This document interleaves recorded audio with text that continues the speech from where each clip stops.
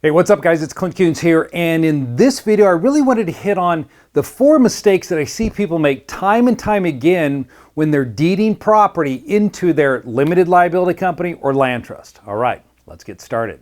All right, so here's the deal. 4 crucial mistakes that can come up if you're ever going to prepare your own deed, which I highly recommend you do not prepare your own deeds when you're transferring your real estate into your various business entities, because there's just a lot of things that could get messed up, especially with the legal description that could possibly cloud title or even create problems with your overall asset protection structure or with insurance.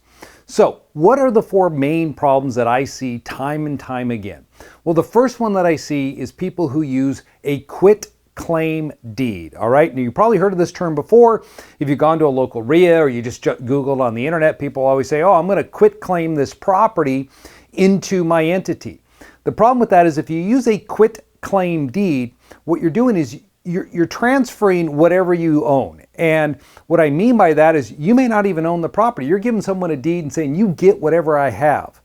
Well, if you're creating an asset protection structure, and of course you're looking to put a property like this into a limited liability company over here, and you want to deed it in, right? We're going to deed it. If we're using a quitclaim deed, we want people to think that this LLC that we've set up, if we're doing it with anonymity purposes, that we don't own it, right? I'm down here.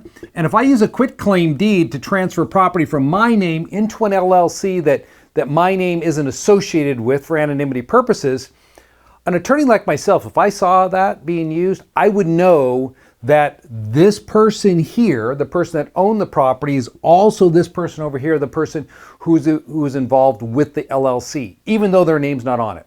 How do I know that? Because with a quitclaim deed, if you were transferring real estate to a bona fide purchaser, like if you wanted to sell me your property, you said, Clint, I'll give you a quitclaim deed for my property. Be like, hell no. I want a warranty deed.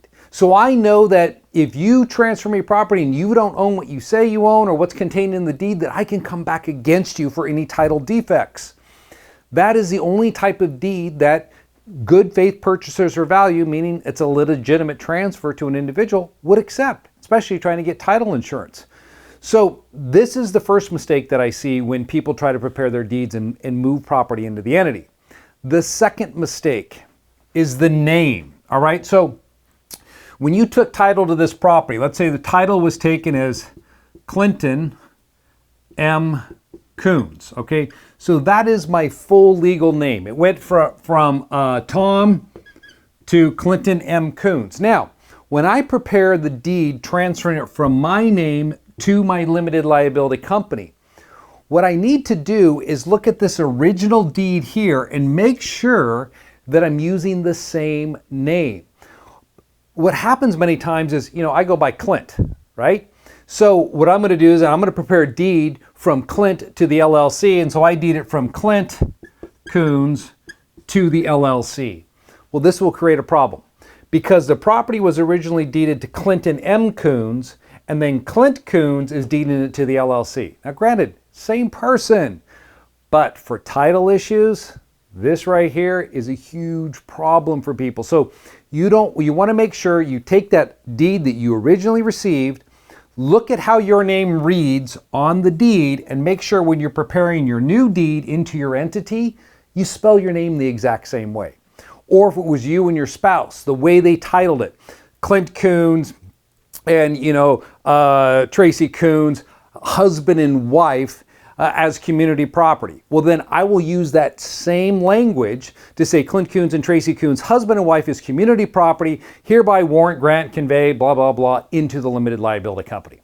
So the second mistake people make is not ensuring that the names right here are the same. Okay, so that brings me to the third issue that has to do with this deed. So whenever you're deeding property, you have to come up with your legal description, right? And the legal description is what describes this asset here.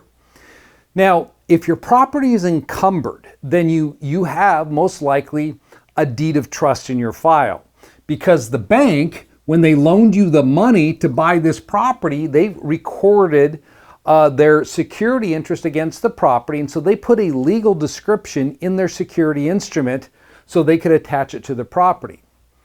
Now, it doesn't happen a lot, but it happens enough that when deeds of trust that banks record against real estate as to secure the collateral, those legal descriptions they use don't always match with the original deed that conveyed the property to you.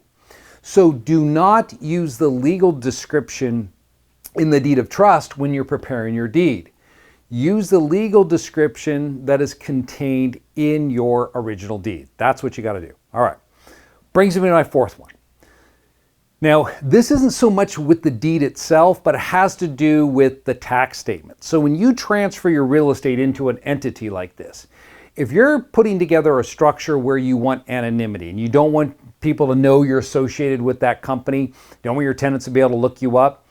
Granted, if I pulled title now to this house right here and I saw that it was owned by this LLC, and then I looked up the limited liability company and I noticed that no one's name's associated with it, or it sends me down a road and I can't figure out who owns it. Granted, you think, hey, I've accomplished something. But here's where you can screw up on that. Because when you deed the property in, they'll always ask at the top of the deed, you'll put on there where property tax statements are to be sent, or maybe it's a form, change of ownership form you have to send the assessor's office. Well, when you fill that out, you think, gosh, I want the property tax statements coming to me. So you put your personal address on there. Bingo, that's exactly how I'm going to find you. So when you're completing your deed, whenever it asks for an address for property tax statements, do not use your personal address or an address associated with you if you're trying to build anonymity. Either use a P.O. box. We offer a mail forwarding service at Anderson that we handle for all our clients when we're doing their deeds. We have it sent to us and we forward it on so we can sever all those ties so that a crafty attorney won't be able to figure out who's actually involved with this company because there was just one little thread there that gave it all away. All right, guys, I hope you got a lot out of this as far as transferring deeds. If you liked the video, hit the like button, share it out to some friends. And, you know, we teach a tax and asset protection event every couple of weeks, and I typically will have a posting on my site. If you want to be able to join me on a Saturday, be sure to check it out because I cover a ton of strategies when it comes to tax and asset protection for real estate investors. You take care.